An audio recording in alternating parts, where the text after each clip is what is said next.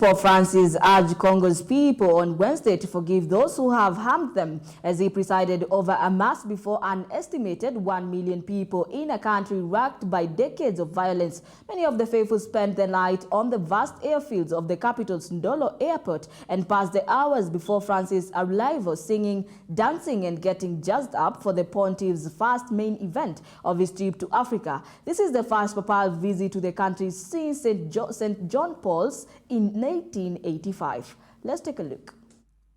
An estimation of about 1 million people were on hand for Francis' Mass on Wednesday. Citing local organizers, the Pope was warmly received by President Felix Tshisekedi.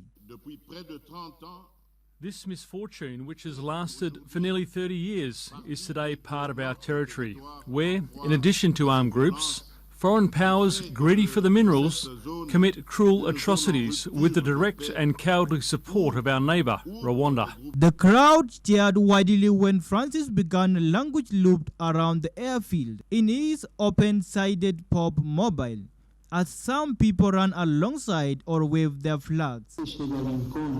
These lands and the whole African continent continues to endure various forms of exploitation. And this is terrible. The poison of greed has smeared its diamonds with blood. Many of the women wore dresses and skirts made of pan and wax print fabrics featuring images of Francis or other religious symbols. Francis has originally planned to visit the eastern province of North Kivu, but had to cancel the stop due to the fighting that has forced some 5.7 million people to flee their homes, exacerbating a humanitarian crisis in Congo, where already some 26.4 million people face hunger, according to the World Food Programme. Francis on Tuesday condemned the fighting in North Kivu and planned to repeat his call for peace during his meeting with victims of the conflict.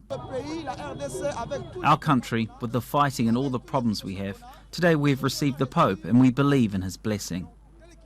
The presence of the Pope will bring peace, and it will bring great things, not only for the Catholic Church, but for the entire country. The victims were also expected to participate in a ceremony to forgive the assailants, according to Vatican organizers.